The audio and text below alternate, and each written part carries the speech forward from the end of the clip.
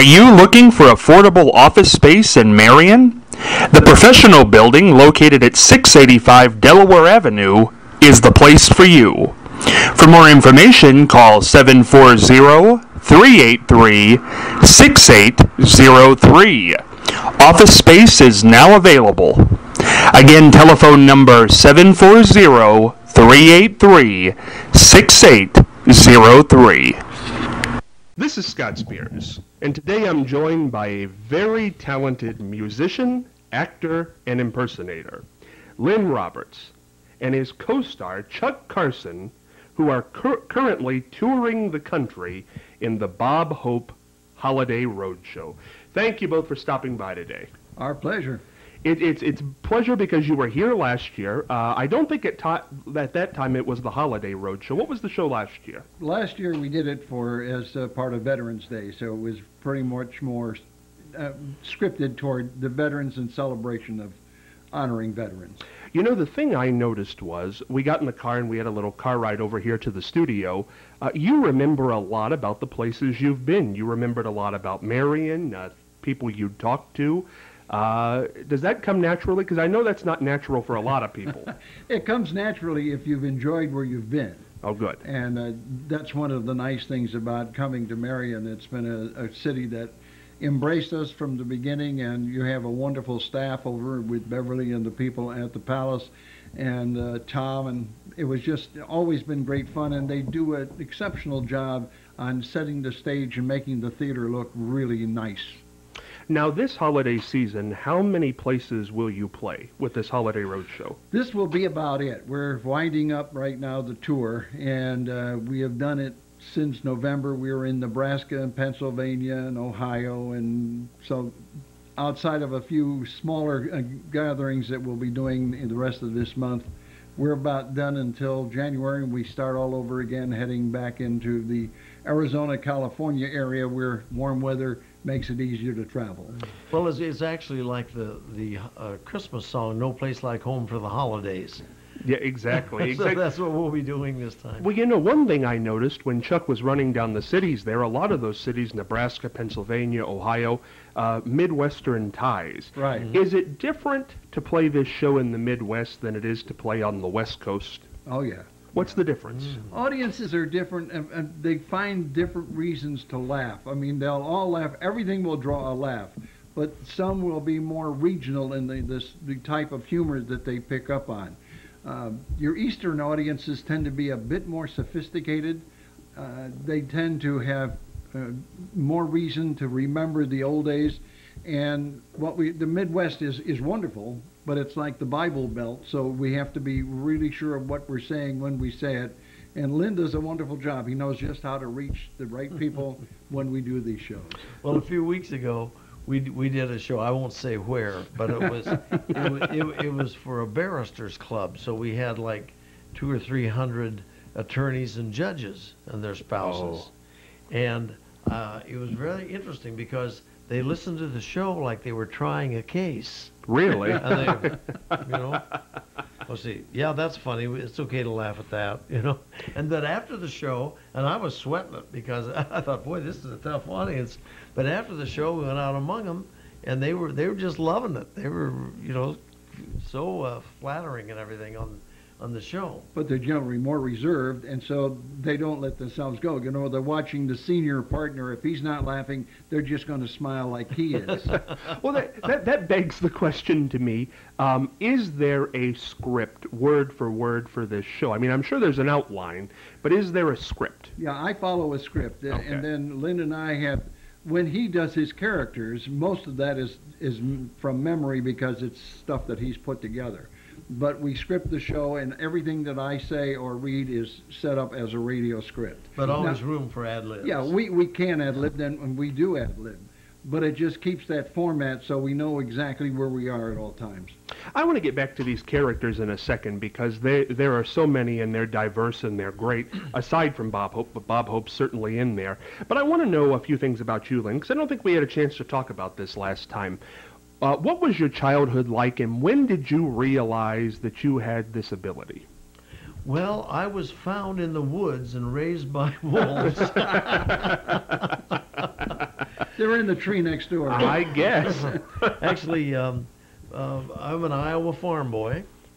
Really, Raised on Iowa? a farm, but it was a very unique situation because my dad had played with what they call territorial or regional dance bands in his younger years, and he had started a music career playing with his brother and his sister-in-law in a little family band. So then when I came along, and I knew at about the age 5 that I wanted to be a saxophone player. So then when I was about 11 or so, Dad let me get a saxophone. And then I started practicing, and every night, we didn't have television, so, and then Mom had also learned to play piano at Dad's encouragement when they got married. So every night after supper, we'd go in and for 2 or 3 hours, we would just play big band style, music.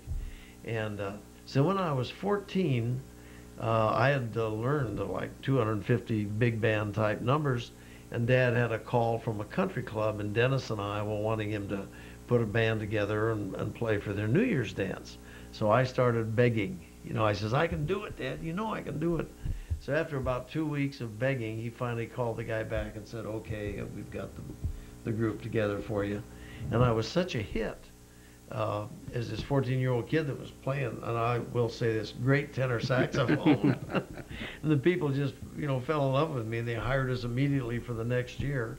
So then all through high school, I was in 8th grade at that time, so then all the way through high school, I played with the folks, and we would play several times a month at different events around the county and other counties. Then I went to college at University of Nebraska, majored in music, and played with bands in Lincoln, Nebraska, and Omaha. And then in the summer, I'd go out on the road, and I traveled with my first, what they call a sleeper bus band that has an old tractor trailer that's been made up as with bunks and everything. That they were very popular during the 40s, and this was the tail end of that. That was in about 1957. And I did that one summer, and from there, then it was to Chicago and working with more bands. And then the reason I got into doing a show, I'd always been a show-off and a comedian for the family. So when we were in Chicago and we were backing a lot of people from the Lawrence Welk Show, I was with Peter Palmer's Voices and Orchestra and the Wayne King Orchestra. Some of your audience will remember that name. He was very a household word. Anyway, I was sitting there and I was thinking, well, I could do an act, and we're backing these other people, and I know they're making so much more money than I am playing in the band. So little by little, I started developing an act and took it off from there. I don't have the ability to do this. Chuck, I don't know if you do or not. I can't do voices. How do you do it? Where does Bob Hope come from? Where does Jimmy Durante come from? And how do you know you have this talent? Are you sitting there one day saying, I wonder if I can sound like them? Well, I guess the funny part of it is I started impersonating neighbors, and we lived in a small rural community. We had a lot of characters to impersonate. Very funny people. They weren't trying to be funny, but they just were kind of a little funny. And so we'd sit at the dinner table, and I would say, I'm impersonating so-and-so, and I'd have the folks just in stitches, and my brother and sister making up the jokes about these neighbors and stuff, or saying things that they would actually say that were kind of strange. And then, of course, I love to watch Red Skelton and all these comedians that I impersonate later when we got a TV. And so I would hear their voice in my head, and then I would just duplicate it the best I could. When the idea for a show came about where you would impersonate these people, how was that constructed, and what was the idea?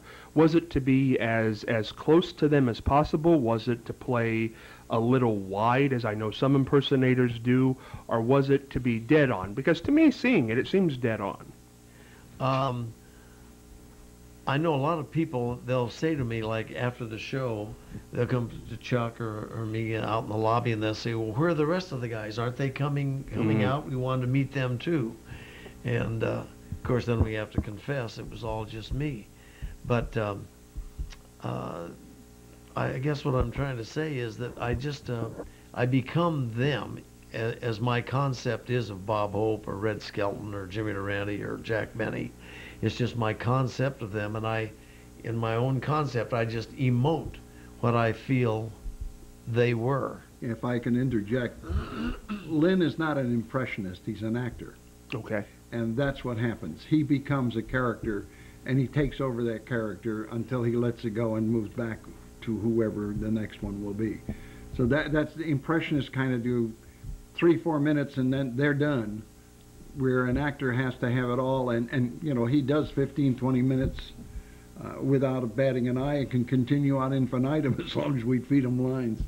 Now, see, that's the interesting thing, Chuck, I think, is that when people think actor, the difference between actor and impressionist, they think an actor gets a script and an actor plays that part. Now, it may not be or have been a real person in life, but it's the verbiage is there. Now, they add something to it, but Right. it's there. The verbiage is written. Right. An impressionist, I don't think it's written. I think they just do it, which gets me back to the bigger picture here. And I certainly want Lynn to get in on this. If you're an actor approaching Bob Hope, who's a real person, but nobody is writing Bob Hope for you, where does Bob Hope come from? Well, that's interesting because I've only been doing Bob Hope for about 10 years, but the others I've been doing for a long, long time. And then about 10 years ago, I had an agent in Hollywood say, Lynn, we're looking at your pictures, and you look enough like Bob. We think with a little, the little makeup and a little tweaking here and there, you could really do a good job. And I'd say, oh, forget it. Nobody can do Bob Hope, because I didn't feel he had enough of outlandish traits. But then I had a couple of more agents and band leaders say, you look a lot like Bob Hope. You could probably do him. So that's when I said, okay, I'll work on it. And I worked on him for about a year before I presented it. What's that working? What do you do when you're working up Bob Hope? Started looking at lots and lots and lots of his DVDs, videos of his shows, listening to his voice on the radio shows, and finding out the little nuances that he would say things in a certain way, and his certain movements. Like one of the things he was often seen doing, it looked like he was chewing gum, which he was. So even though I don't have gum when I'm up there, I'll do this, and that transfers a lot to the viewer, because they may not even realize they've watched him do that, but it's just one of those little subtleties that will transfer over for him. And a lot of it too is picking up speech patterns. Mm-hmm. That's, and like Hope was known for doing quick patter, quick one-liners. So if you notice that when we're doing Hope, it's ba ba ba boom laugh, ba ba ba boom laugh. Then you go to somebody like Jack Benny, who really is a foil. He is there, and people laugh because he's the butt of the humor, but his pacing is much slower. Jimmy Durante speaks in a different pattern. Even though the voice quality has changed, there is another rhythm to Jimmy. So that when I write for him, I write with these people in my mind, and I know the speech pattern. We talked actually on the ride over here, Chuck, about you started out as an actor and then went into the broadcast industry, Right. and now are back, as you say, an actor. Right. It's interesting because you use your name, Right. your given name, Chuck Carson, on stage. But who is that if you're an actor on stage? Well, Chuck Carson is a nom de plume, by the way. That's not my real name. Oh, that's not your real name. Oh, boy, we're breaking ground here No, now. that's right. Yeah. It was a name, when I was in radio, the big thing in those days in Top 40 was to give you a name that researchers would go out and find names that they said are easy to remember. When I was back east working in New York, I was Charlie Brown, because everybody knew good old Charlie Brown. And when I went out west, they gave me some names to choose from. One was Peter King, the other one was Chuck Carson. So I said, I like the Chuck Carson. That fits me more than Peter King. So that's, and if you listen to some of the announcers' names from back in the 40s, they were very simple. There were a few that weren't, like Hi Eberback and a few of those, but generally they were easy, short names, and so I've used that when I'm doing the show. His real name is Al Capone, but Is that right? Really are breaking new ground here today. So Chuck, when you're up there on stage and you're playing the NBC announcer, Yes. Who is that? I mean, is that essentially you? It's a combination of, again, like Lynn, I go back and listen to old-style radio announcers. It's Don Wilson, it's Hy Averback, the one that did Fibber, McGee, and Molly, I'm trying to remember his name. I mentioned it in the show. But you listen to them, and you listen to the way they did their speech patterns. You listen to the old commercials, and there was a way that they were read. Today, we're very conversational when we're on radio and make it easy. But in those days, you were not. You were selling a product, and you were really an actor as a commercial announcer. You know, something, I saw the show this afternoon before we're taping this, and one of the things I found very interesting was there's a part in the show, just give a small part of it away here, in which Jack Benny's on stage, and, Right. and Chuck, you're conversing with him. Right. And the bit is to the effect of Jack is giving you a small gift. Right. Now, as you're opening up that box, you crumple up a piece of paper as it would be done in radio, right. even though this is a very visual show because Right. it's in front of people. Right. Now, was there a conscious effort to do that even though you are in front of people? Oh, yeah. No, I made it a conscious effort that if you were watching a radio show in the 40s, that's what you saw. Yeah. And you saw when the other bit where he falls off the ladder from decorating the tree as another character. I give him the fall and do all of the nuances that you hear as a sound effects man would have done. So if there's somebody in the country watching this right now, maybe via the internet, and they want to know what's this show about, what's it like, how would you describe it in just a few sentences? It's taking a very talented gentleman and Lynn who can become these super characters from radio. These are legends from radio and television and in golden age of film as well. And putting them together into what it would have been like if your parents took you or you went to see a 1940s NBC radio broadcast. And that's what you see. We're up there in front of the mics. We have scripts. We have things. Now, as I said, Lynn has the script, but most of the material is stuff that he's already done. I know the material, but I keep the script in front of me because that's the way the staff announcers were trained and taught. So that's basically what it is. It's a 1940s NBC radio program with legendary stars from the golden age of radio and film, and it's a chance for you to see what it was like and to bring back these wonderful people. Absolutely, and they are wonderful people. Lynn, I want to touch on a few of these wonderful people. We've talked about Bob Hope and kind of where he comes from in your mind. Who's Jack Benny? Jack Benny, okay, well, I was raised in Waukegan, Illinois, and they've been so nice to me there. Over the years, I started playing violin in the Symphony Pit Orchestra for vaudeville, and then I got into vaudeville, and over the years, they've built a Jack Benny Performing Arts Center, and they built a Jack Benny Middle School, and they even have a statue of me. And a few months ago, Rochester came in and he said, "Look, boss, they're having a Jack Benny look-alike contest." So I said, well, we'll fly back, and just as a joke, you know, I'll enter the Jack Benny look-alike contest. And I came in fourth. So where, in your mind, where does Jack Benny come from? What is the Jack? Obviously, people can see some of the nuances there, the slowed-up speech, Yeah. The gestures. In your mind, is Jack Benny, the Jack Benny persona, the cheap guy, the self-deprecating guy? Well, yeah, for the purposes of the show. But Jack was actually a very generous guy, and nothing like his character. Just as a sidebar for Jack Benny, we have a new show that we're introducing in February in Yuma, Arizona, called Heavenly Laughter. The subtitle is Benny Fiddles While George Burns. And it's he as Benny and an actor that we have out of Philadelphia that does George Burns. And so it's another kind of a way to keep these legendary performers alive. That sounds that sounds like a great show because of the legendary relationship, for people who don't know, between Right. George Burns and Jack Benny. Right.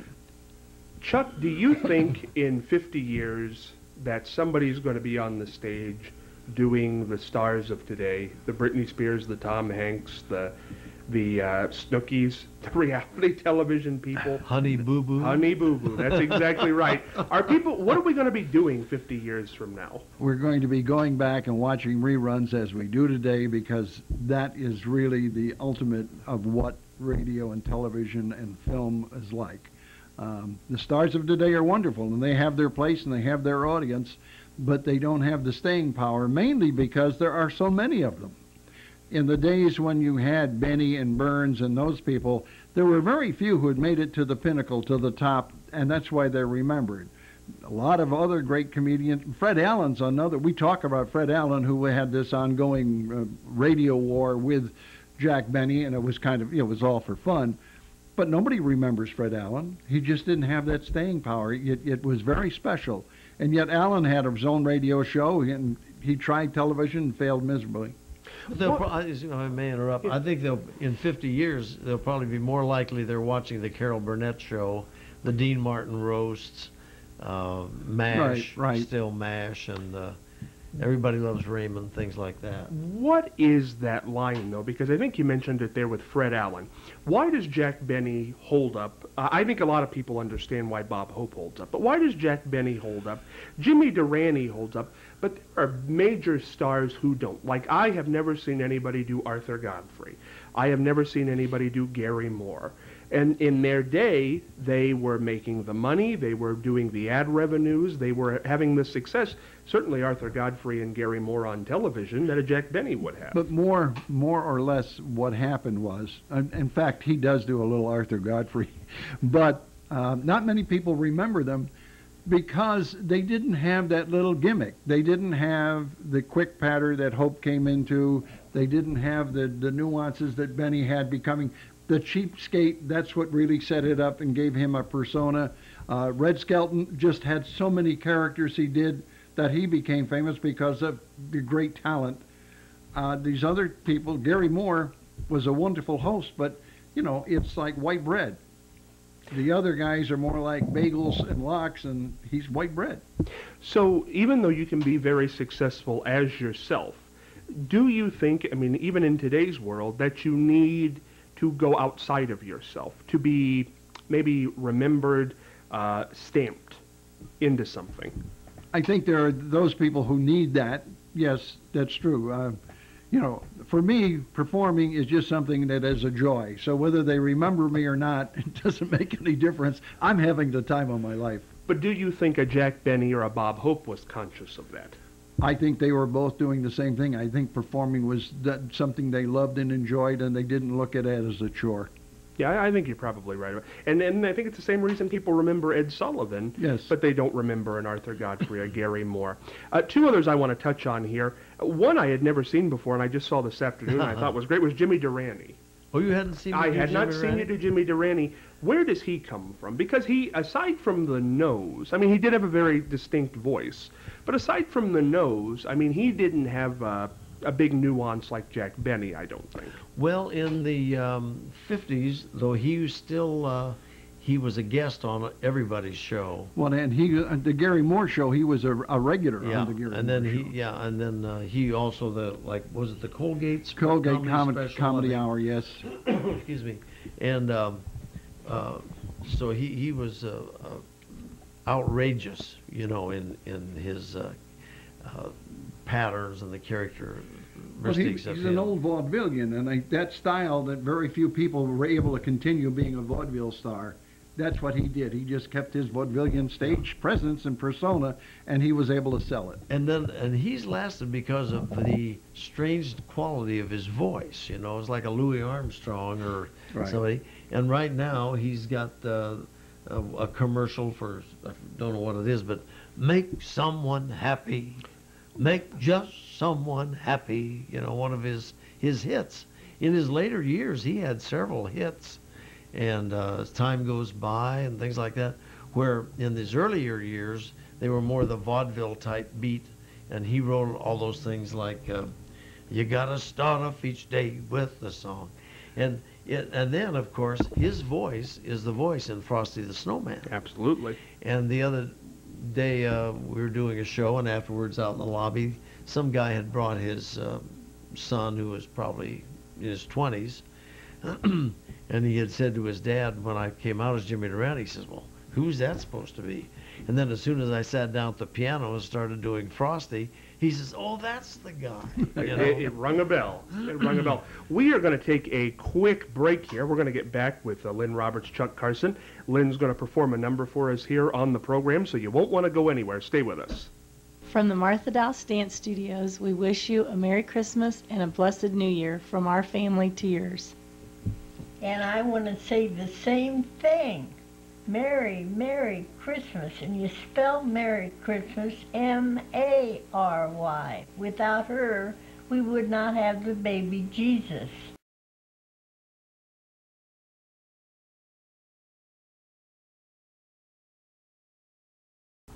Hey, Scott Spears back with you here on Scott Spears Now, joined in studio by Lynn Roberts, Chuck Carson, traveling the country right now with the Bob Hope Holiday Roadshow.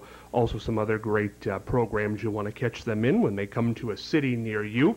Lynn, we were talking before we went to break there about the characters you play, and you do Red Skelton, but I think people know why Red Skelton holds up and why he's still very funny. But when you become these characters, if I walked up to you and you were holding the golf club and you had the red jacket on and you had the hat on, would you be Bob Hope, or are you still you? Are you a method actor, I guess is what I want to say. Well, I would be me unless you actually turned the switch. Mm-hmm. And now, one thing that I've realized, and I realized this, I was doing shows on the USS Midway in San Diego. That's the big aircraft carrier that's there permanently.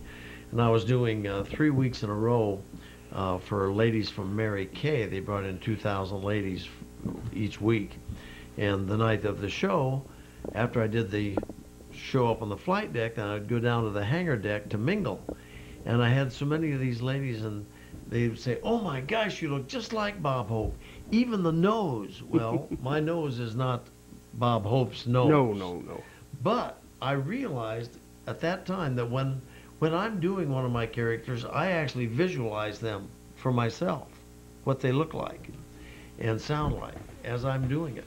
And I realize that I project that to people, and I think telepathically they pick up the picture that they get hit with when they're talking to me, and they don't see me, they see the picture that I'm putting out.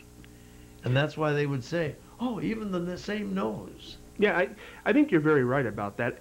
You said something in today's show that I didn't realize happened last year when you were here, that you ran into some of Bob Hope's relatives. Yes. Which is very interesting. Now, what was their feeling about you doing somebody they knew? Well, that was what was such a thrill to me and so validating. I hope they're watching this. Because as you saw today, people were coming up to us and wanting to talk to us and congratulate us. Well, then I saw these ladies, and they were kind of holding back till their turn came, and one of them was wearing a Bob Hope ball cap with his cartoon logo on it, and she came up and showed me that, and then she put it on me, and I said, oh, did you bring that to me? And they said, yeah, that's for you, and we're Bob Hope's nieces. And then they started hugging me, and they said, oh, Bob would be so pleased to see what you're doing, and you just capture him so well, you know, so that was very validating to me, and that's why I was hoping they'd be back. Yeah. Have you ever ran into somebody who, whether it's a Jimmy Durante associate, Jack Benny family member, Red Skelton associate, who's written you a letter, come up to you, and found what you've done either really great or really not so great in their eyes? Never had the not so great. That's great. Yeah, it really is. It was kind of cute today, though. This one little lady came up to me, and she says, oh, you were so wonderful. I just enjoyed everything you did. Says, have you been doing this for a long time? And I said, oh, yes, for a long time. She says, well, what's your real name? And I said, Lynn Roberts. And she says, never heard of you. And walked away. Is that hard? I mean, as an actor, Yeah. I mean, I assume at one point, or maybe still, I mean, you want to be known for your own work, but you're known as these guys who did exist. Hard? Well, I've done so many shows as myself and had standing ovations as me. So it now is just the joy of entertaining. Now, there's a story in one of Bob Hope's, one of his books. I've got about 12 books about him. But he was with his writers, and they were in somewhere like Singapore or Shanghai or someplace, and they'd been talking about.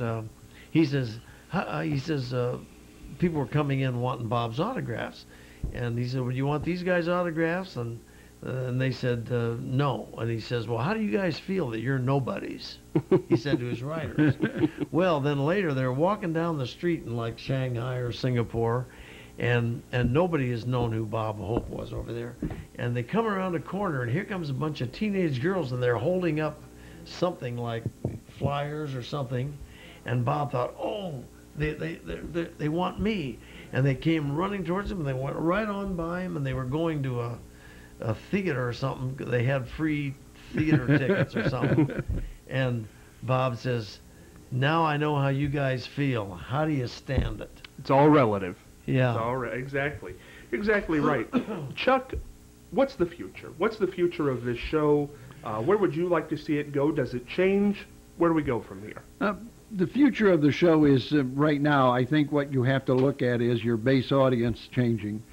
We know that this show appeals to World War II veterans, and those poor guys are passing at about 1,000 a day, I think. Then the next would be the Korean veterans and even Vietnam, where Bob was so staunch. Some of the Gulf War guys may remember him, but that's why I think right now we're kind of positioning ourselves in moving in this other show. We'll still be doing the Hope Show. We have a larger version called Bob and Bing's Road Show with Bing Crosby, and we've added Dorothy Lamour for our western cities.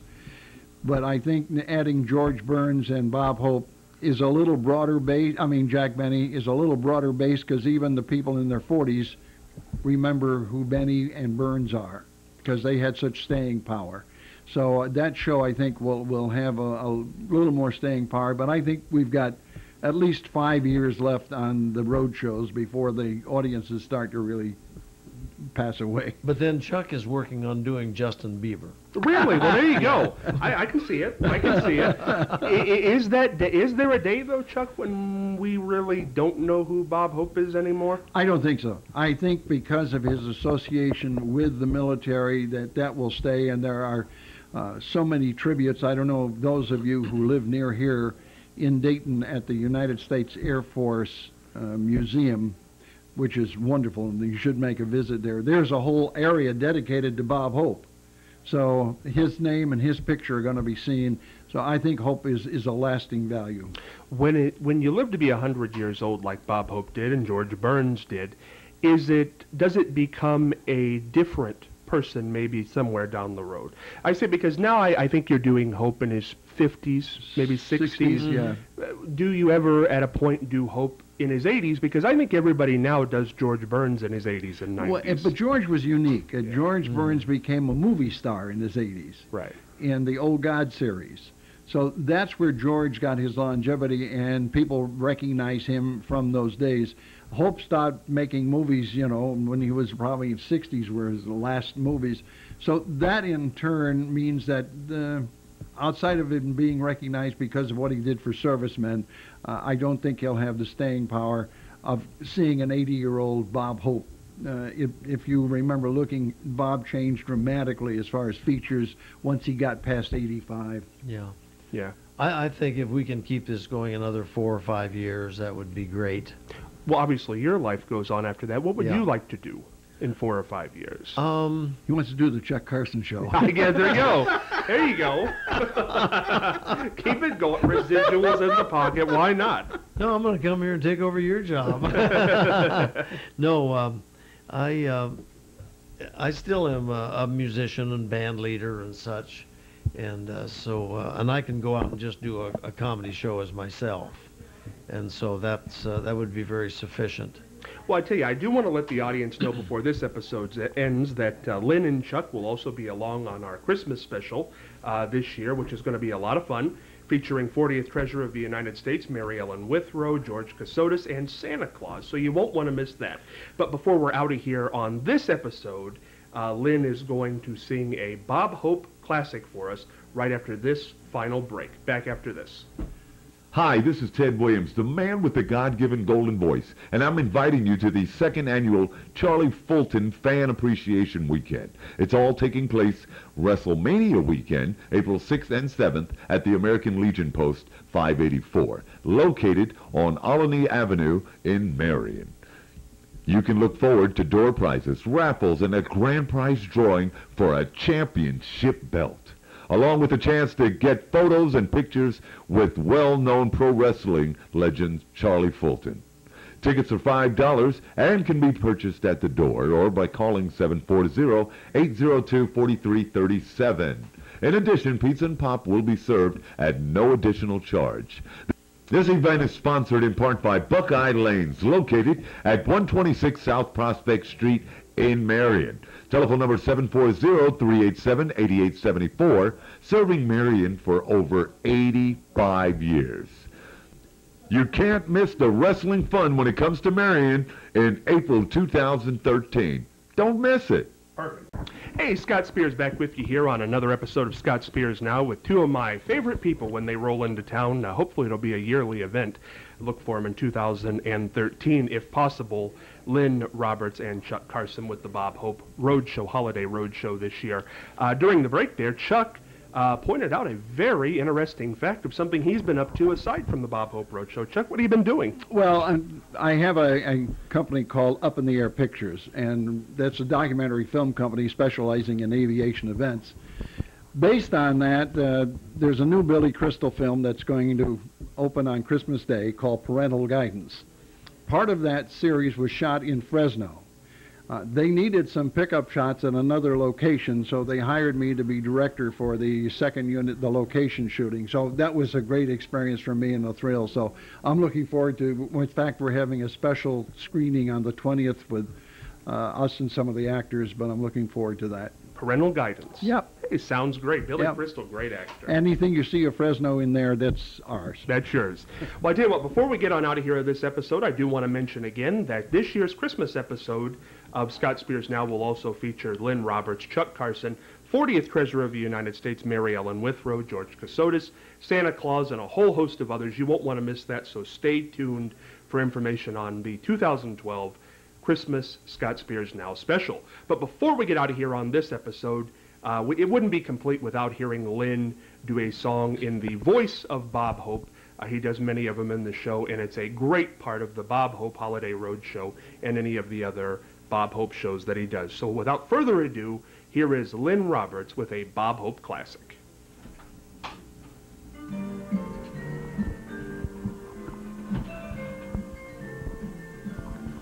Oh, the weather outside is frightful. The fire is so delightful. Since we've no place to go, let it snow, let it snow, let it snow. It doesn't show signs of stopping. I brought some corn for popping. The lights are turned way down low. Let it snow, let it snow, let it snow. When we finally kiss goodnight, how I hate going out in the storm. But if you really hold me tight, then all the way home I'll be warm. The fire is slowly dying. My dear, we're still goodbying. Long as you love me so, let it snow, let it snow, let it snow. Yes, sir, I want to tell you, there's nothing like walking down a lane and the snow coming down. You got a pretty girl on your arm. You can't beat it.